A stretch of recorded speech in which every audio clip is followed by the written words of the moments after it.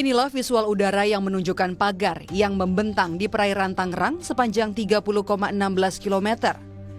Nelayan menyebut pagar ini sudah berdiri sejak 4 bulan yang lalu. Menurut Kementerian Kelautan dan Perikanan, pagar laut ini awalnya diketahui pada pertengahan Agustus 2024 dan panjangnya baru sekitar 7 km.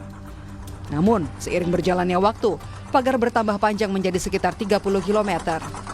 Tak hanya mengganggu warga pesisir, keberadaan pagar bambu ini juga menghalangi aktivitas para nelayan untuk melaut. Lama sih, ada 3-4 bulan, 5 bulanan lah. Kan cuma bisa diam aja ya, namanya juga nelayan nggak tahu apa-apa ya kan, yang penting bisa ngelaut nelayan mah.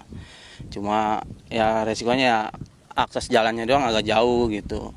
Ya maunya sih cepat kelar lah gitu masalah ini kan, biar cepat beres supaya bambu-bambu ini nggak ada gitu. Buat nelayan seneng, biasanya tahu di pinggir, sekarang layarnya ke tengah. Temuan pagar laut ini langsung ditindaklanjuti oleh Kementerian Kelautan dan Perikanan dengan menyegel pagar bambu. Menteri Kelautan dan Perikanan Sakti Wahyu Trenggono memastikan akan membongkar pagar laut tersebut jika terbukti melanggar. Saat ini, Kementerian masih memeriksa keberadaan dan kepemilikan pagar laut tersebut untuk ditindaklanjuti. Ya, pada dasarnya yang namanya penggunaan ruang laut yaitu harus punya izin KKPRL. Ya. Kalau tidak ada izin KKPRL ya tidak boleh dilakukan, itu namanya pelanggaran. Kita sudah turunkan Direktur Jenderal STKP untuk melihat situasi di lapangan apakah ada izin KKPRL-nya atau tidak.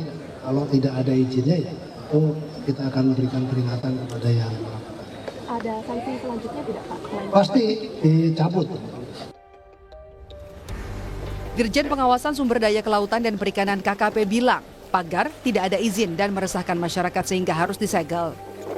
Penyegelan dilakukan karena pagar laut tidak memiliki izin dasar kesesuaian kegiatan pemanfaatan ruang laut. Pihak KKP juga tengah mencari tahu siapa di balik pagar bambu yang terpasang sepanjang 30 km ini.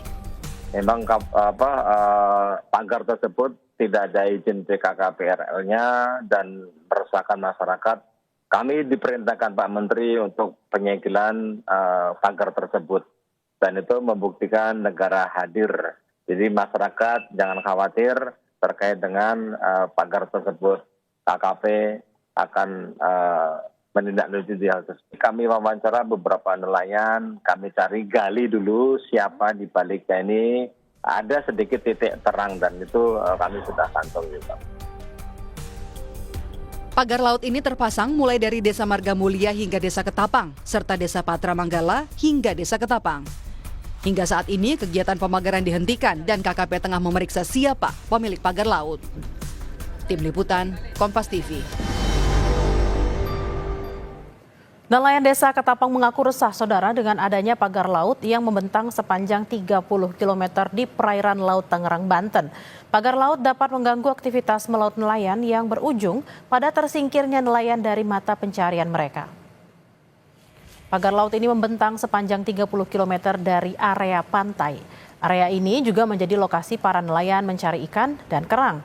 Kini nelayan harus memutar arah karena area menangkap ikan terhalang pagar.